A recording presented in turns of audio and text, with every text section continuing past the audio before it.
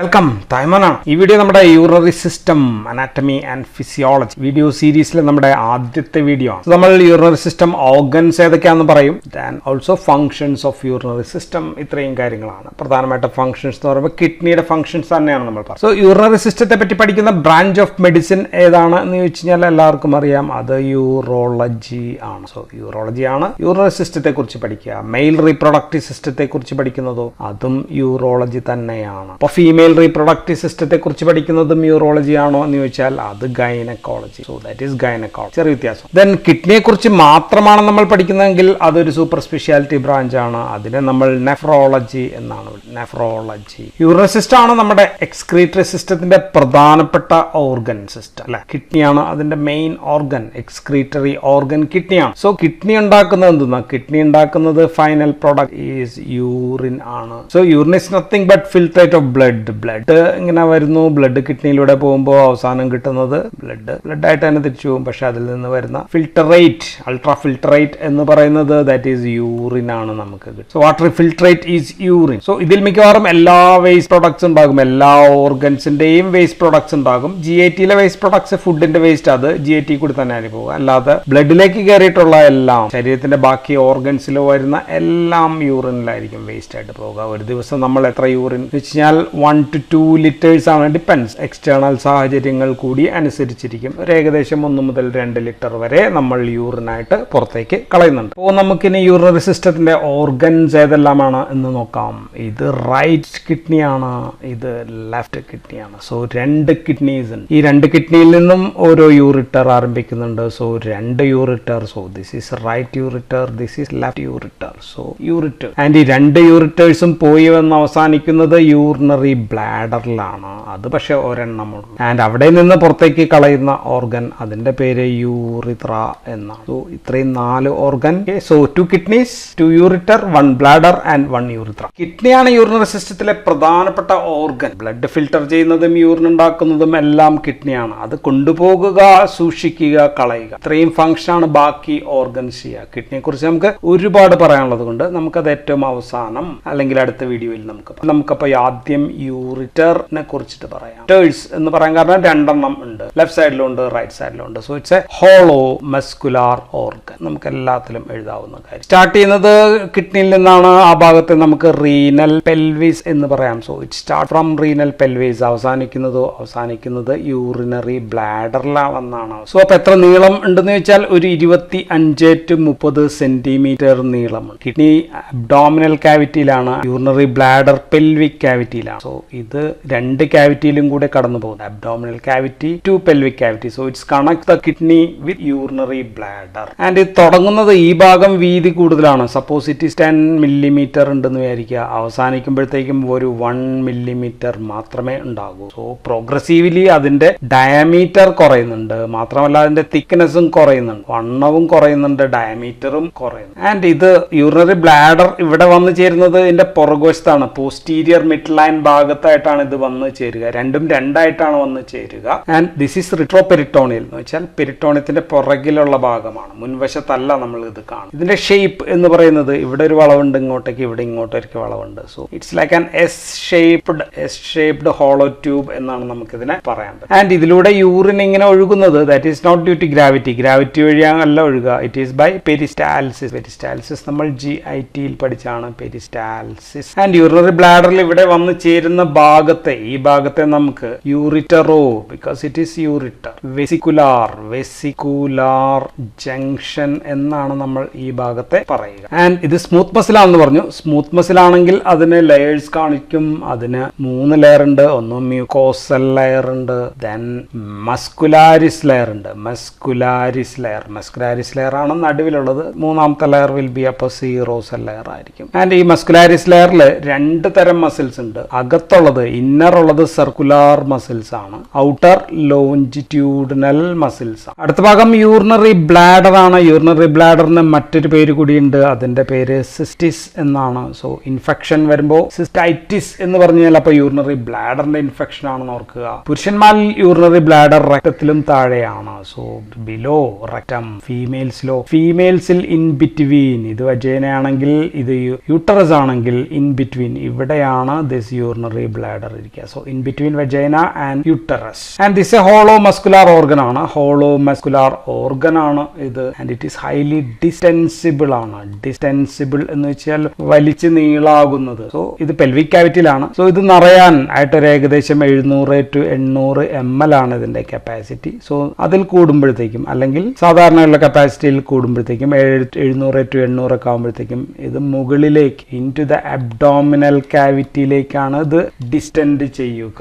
And ഇതിന്റെ shape ഒരു ഏകദേശം പിയർ ലൈക്ക് ഷേപ്പ് ആണ്. പിയർ ഷേപ്ഡ് ആണ്. എം ടി ആയിട്ടിരിക്കുമ്പോഴാണ് പിയർ ഷേപ്പ്. ഇത് ഫിൽ ചെയ്ത് കഴിയുമ്പോഴത്തേക്കും യൂറിൻ ഫിൽ ചെയ്ത് കഴിയുമ്പോഴത്തേക്കും അത് മുകളിലേക്ക് ഡിസ്റ്റെൻഡ് ചെയ്യുമ്പോഴത്തേക്കും it will become triangular shape ആയിട്ട് മാറും. ട്രയാങ്കുലാർ ഷേപ്ഡ് ആയിട്ട് മാറും. ആൻഡ് ബ്ലാഡർ എം ടി ചെയ്യുന്നത് ഈ ഭാഗം നമ്മൾ പറഞ്ഞു അടുത്ത ഓർഗൻ യൂറിത്രയിലേക്കാണ്. ആൻഡ് ഇവിടെ ഒരു സ്ഫിങ്ക്റ്റർ ഉണ്ട്. ഈ സ്ഫിങ്ക്റ്റർ ഉണ്ടാവുന്നത് കാരണം because of this muscles of urinary bladder ആണ്. അതിന്റെ പേര് ഇന്റേണൽ യൂറിത്രൽ സ്ഫിങ്ക്റ്റർ എന്നാണ്. Internal urethral sphincter. ആൻഡ് ഈ ഇന്റേണൽ യൂറിത്രൽ സ്ഫിങ്ക്റ്റർ വന്നു ചേരുന്ന ഈ ഭാഗവും യൂറിറ്റേഴ്സ് വന്നു ചേരുന്ന ഈ ഭാഗവും ഇത് രണ്ടും കൂടി ചേരുമ്പോഴത്തേക്കും ഇങ്ങനെ ഒരു ട്രയാങ്കുലാർ ലൈക്ക് ഷേപ്പ് കിട്ടും. അതിനെ നമ്മൾ വിളിക്കുക ട്രിഗോൺ എന്നാണ്. ട്രിഗോൺ. ആൻഡ് ബ്ലാഡറിന്റെ ഉൾവശത്ത് ഇങ്ങനെ മ്യൂക്കസ് ലെയർ, ഏറ്റവും അകത്തുള്ള ലെയർ മ്യൂക്കസ് ലെയർ ആണ്. ഇങ്ങനെ ഫോൾഡ് ആയിട്ടാണ് ഇരിക്കുക. ഇങ്ങനെയുള്ള നമ്മൾ സ്റ്റൊമക്കിലും കണ്ടിട്ടുണ്ട്. അപ്പം നമ്മൾ പേര് പറഞ്ഞത് റൂഗെ എന്നാണ്. അപ്പൊ ഇവിടെയും അതിന് പേര് റൂഗയാണ്. സോ ഈ റൂഗയാണ് ഇതിനെ ഡിസ്റ്റെൻഡ് ചെയ്യാനായിട്ട് സഹായിക്കും. ബ്ലാഡറിന് 3 ലെയേഴ്സ് ഉണ്ട്.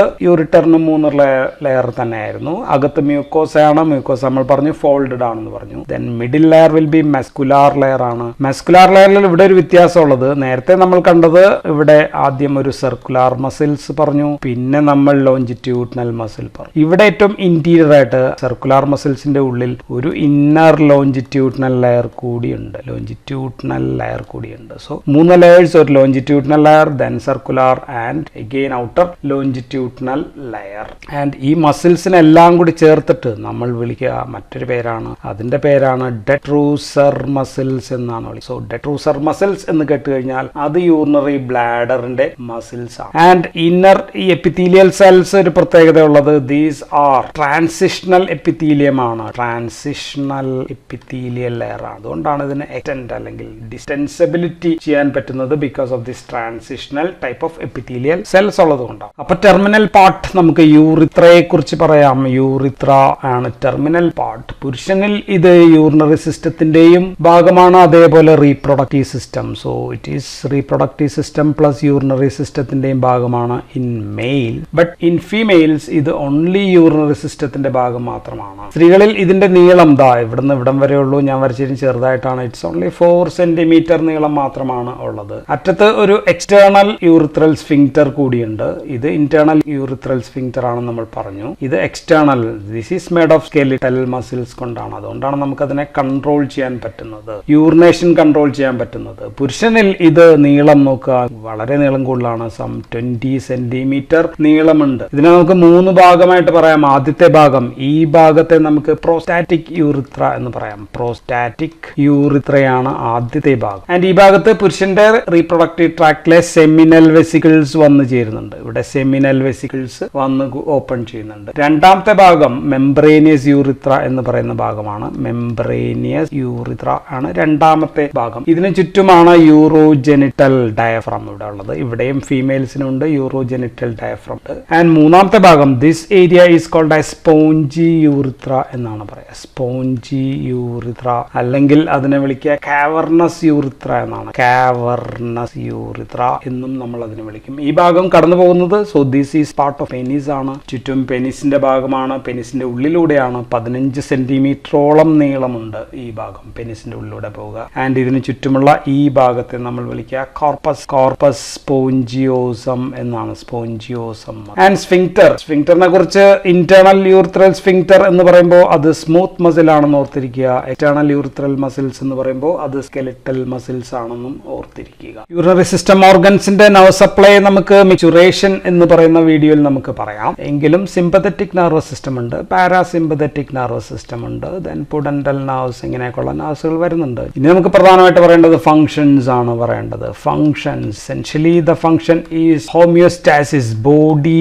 ഹോമിയോസ്റ്റാസിസ്, ശരീരത്തിന്റെ എല്ലാം തുല്യ രീതിയിൽ ഹോമിയോസ്റ്റാസിസ് മെയിൻറ്റെയിൻ ചെയ്യുക എന്നുള്ളതാണ് ഇതിന്റെ പ്രധാനപ്പെട്ട ഫങ്ഷൻ. സോ അതിൽ വരുന്ന ആദ്യത്തെ ഫംഗ്ഷൻ എന്താണ് എന്ന് ചോദിച്ചു കഴിഞ്ഞാൽ that is regulation of what, ബ്ലഡിലുള്ള അയോൺസിന്റെ അയോണിക് കമ്പോസിഷൻ മെയിൻറ്റെയിൻ ചെയ്യുക എന്നുള്ളതാണ് ഏറ്റവും പ്രധാനപ്പെട്ട ഫംഗ്ഷനിലൊന്ന്. ബ്ലഡിൽ കാറ്റയോൺസ് ഉണ്ട്. കാറ്റയോൺസ് എന്ന് പറയുമ്പോൾ ഏതൊക്കെയാണ്? സോഡിയം വരും, പൊട്ടാസ്യം വരും, കാൽഷ്യം വരും, മാഗ്നീഷ്യം വരും. ഇതൊക്കെയാണ് പോസിറ്റീവ് ചാർജുള്ള കാറ്റയോൺ. ദെൻ ആനയോൺസ് എന്ന് പറയുമ്പോഴത്തേക്കും ക്ലോറൈഡ് വരും, ഫോസ്ഫേറ്റ് വരും. അതാണ് ഫോസ്ഫേറ്റ്. ഇങ്ങനെയൊക്കെ അയോൺസിന്റെ കോമ്പോസിഷൻ റെഗുലേറ്റ് ചെയ്യുക എന്നുള്ളതാണ് വളരെ പ്രധാനപ്പെട്ട ഫംഗ്ഷൻ. രണ്ടാമത്തെ function regulation of blood pH ആണ്. ബ്ലഡ് pH ആണ്. pHൽ ഇവിടെ ഞാൻ ആനയോൺ കാറ്റയോണിൽ എഴുതാത്ത പ്രധാനപ്പെട്ട ഏതൊക്കെയായിരുന്നു? വൺ ഈസ് H+, ഞാൻ എഴുതിയില്ല. H+ മീൻസ് പ്രോട്ടോൺ ആണ്.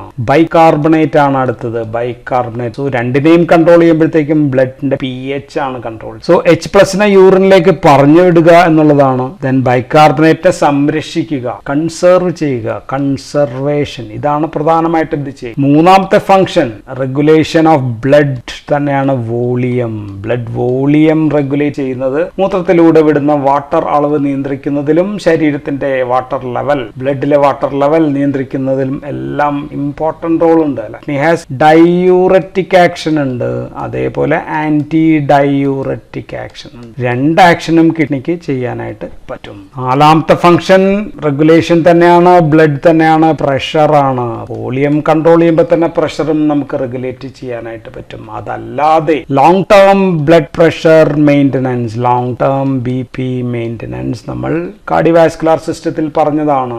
റെനിൻ അല്ലെ, renin, angiotensin, aldosterone system, RAAS system വഴി BP കൺട്രോൾ ചെയ്യാൻ, BP ഉയർത്താനായിട്ട് പറ്റും. എപ്പോഴെങ്കിലും കുറഞ്ഞിരിക്കുകയാണെങ്കിൽ ഉയർത്താനായിട്ട് പറ്റും. ദെൻ ആൻജിയോടെൻസിനെ ബ്ലഡ് വെസൽസിനെ ചുരുക്കാനായിട്ട് പറ്റും. ആൽഡോസ്റ്റിറോണിന് സോഡിയം ശരീരത്തിൽ പിടിച്ചു വെക്കാനായിട്ട് പറ്റും. അപ്പോൾ ബ്ലഡ് വോളിയം ഉയർത്താനായിട്ട് പറ്റും. ഇനി അഞ്ചാമത്തത് ബ്ലഡിന്റെ തന്നെയാണ് ഓസ്മോളാലിറ്റി മെയിൻറ്റെയിൻ ചെയ്യുക എന്നുള്ളതാണ്. Osmolality of the blood normal എത്രയാണ്? സം അറൌണ്ട് 300, 290 അടുത്താണ്. 300 മില്ലി ഓസ്മോൾ പെർ ലിറ്റർ ആണ്. സോ വാട്ടർ ലെവലും സൊല്യൂട്ട് ലെവലും മെയിൻറ്റെയിൻ ചെയ്ത് രണ്ടും റെഗുലേറ്റ് ചെയ്തിട്ട് ബ്ലഡ് ഓസ്മോളാലിറ്റി ഈസ് മെയിൻറ്റെയിൻ. ഇനി സിന്തറ്റിക് ആയിട്ട് എന്തെങ്കിലും ഉണ്ടാക്കുന്ന ഫംഗ്ഷൻ ഉണ്ടോ എന്ന് ചോദിച്ചു കഴിഞ്ഞാൽ ചില ഹോർമോൺസ് ഉണ്ടാക്കുന്നുണ്ട്.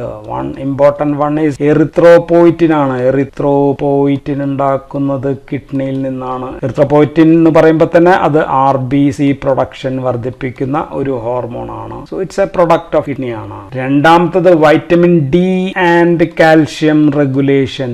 അതിന് വേണ്ടിയിട്ടുള്ള ഒരു സാധനത്തിന്റെ ഏറ്റവും അവസാനത്തെ സ്റ്റെപ്പ് കാൽസിട്രയോൾ എന്ന് പറയുന്ന സംഭവം, ഓർ അതിന് നമ്മൾ 125 ഡൈഹൈഡ്രോക്സി കോളി കാൽസിഫറോൾ എന്നാണ് പറയുക. ഇതുണ്ടാവുന്നതിന്റെ അവസാന സ്റ്റെപ്പ് നടക്കുന്നത് കിഡ്നിയിൽ വെച്ചിട്ടാണ്. So it is important in vitamin D regulation, then calcium regulation, phosphate regulation, അങ്ങനെയൊക്കെയുള്ള കാര്യത്തിൽ ഇമ്പോർട്ടന്റ് ആണ്. മൂന്നാമത്തത് അനദർ ഹോർമോൺ ത്രോംബോപോയിറ്റിൻ കൂടി ഉണ്ടാക്കും. Thrombo means something related to platelets ആണ്. സോ പ്ലേറ്റ്ലെറ്റ്സ് ഉണ്ടാക്കാനായിട്ട് സഹായിക്കും. ഇനി 4, കിഡ്നിയിൽ ധാരാളം ലോക്കലായിട്ട് പ്രോസ്റ്റാഗ്ലാൻഡിൻസ് ഉണ്ടാക്കുന്നുണ്ട്. പ്രോസ്റ്റാഗ്ലാൻഡിൻ കിഡ്നിയിൽ ബ്ലഡ് സപ്ലൈ വർദ്ധിപ്പിക്കും. അപ്പോൾ കിഡ്നിയിലേക്കുള്ള ബ്ലഡ് ഫ്ലോ കൂടും. ബ്ലഡ് ഫ്ലോ കൂടുമ്പോൾ യൂറിൻ പ്രൊഡക്ഷൻ കൂടും. അങ്ങനെ അത് റെഗുലേഷൻ ഓഫ് ഹീമോസ്റ്റാസിസിനൊക്കെ സഹായിക്കുന്നുണ്ട്. ഇനി അഞ്ചാമത്തെ ഫംഗ്ഷൻ ബ്ലഡ് ഗ്ലൂക്കോസ് ലെവൽ ആയിട്ട് ബന്ധപ്പെട്ടിട്ട് എന്തെങ്കിലും ഫംഗ്ഷൻ ഉണ്ടോ എന്ന് ചോദിച്ചു കഴിഞ്ഞാൽ അമിനോ ആസിഡ്സ്, ഉദാഹരണം ഗ്ലൂട്ടമിൻ ലൈക്ക് അമിനോ ആസിഡ്സ് ഉണ്ടാക്കാം. സോ അതിൽ നിന്ന് നമുക്ക് എന്തുണ്ടാക്കാം? ഗ്ലൂക്കോസ് ഉണ്ടാക്കി എടുക്കാനായിട്ട് പറ്റും. ഗ്ലൂക്കോനിയോജെനിസിസ് എന്നാണ് അതിന് പറയുക. അതിന് ഫംഗ്ഷൻ ഉണ്ട്. ദെൻ ഇവിടെ ഒരു ട്രാൻസ്പോർട്ടർ ഉണ്ട്, SGLT2. ഇതാണ് ഗ്ലൂക്കോസിനെ തിരിച്ചെടുക്കുന്നത്. സോ ഗ്ലൂക്കോസിനെ തിരിച്ചെടുക്കുന്നതിലൂടെ ഗ്ലൂക്കോസ് ലെവൽ നമുക്ക് കൺട്രോൾ ചെയ്യാനായിട്ട് പറ്റും. SGLT2 transport. ഇനി എക്സ്ക്രീറ്ററി ഫംഗ്ഷൻസ് ആണ്. എക്സ്ക്രീറ്ററി ഫംഗ്ഷൻ നമുക്ക് ഇവിടെ തന്നെ എഴുതാം. Excretion of what? Waste products. എല്ലാത്തരം വേസ്റ്റ് പ്രോഡക്ട്സിനെയും എക്സ്ക്രീറ്റ് ചെയ്യാനായിട്ട് കിഡ്നിയാണ് സഹായിക്കുക. എന്തെല്ലാമാണ്? നോർമലായിട്ട് നമ്മുടെ ശരീരത്തിൽ ഉണ്ടാകുന്ന വേസ്റ്റ് പ്രോഡക്ട്സ്, നമ്മൾ കഴിച്ച ഫോറിൻ, ശരീരത്തിന്റെ പുറത്തു നിന്ന് കഴിക്കുന്ന സംഭവങ്ങൾ, മരുന്നുകൾ ഉൾപ്പെടെയുള്ള സാധനങ്ങളെ മെറ്റബോളൈസ് ചെയ്തിട്ട് അത് വേസ്റ്റ് ആയിട്ട് വരുമ്പോൾ അത് കളയേണ്ടത് ആരാണ്? കിഡ്നിയാണ്. സോ ശരീരത്തിൽ തന്നെ ഉണ്ടാകുന്ന അമോണിയ യൂറിയ ആക്കുന്നുണ്ട് ലിവർ. അത് കിഡ്നിയിലൂടെ നമ്മൾ എലിമിനേറ്റ് ചെയ്യുന്നുണ്ട്. സോ അമിനോ ആസിഡ്സ് ഡീഅമിനേഷൻ പ്രോഡക്ട്സ് ആണ് ഇതെല്ലാം. ബിലിറൂബിൻ എന്ത് എവിടെ നിന്നുണ്ടാകുന്ന? ബിലിറൂബിൻ ഈസ് ബ്ലഡ് RBC നശിക്കുമ്പോൾ ഉണ്ടാവുന്നതാണ്. അതിനെ കളയുന്നുണ്ട്. ക്രിയാറ്റിനിൻ ഉണ്ട്.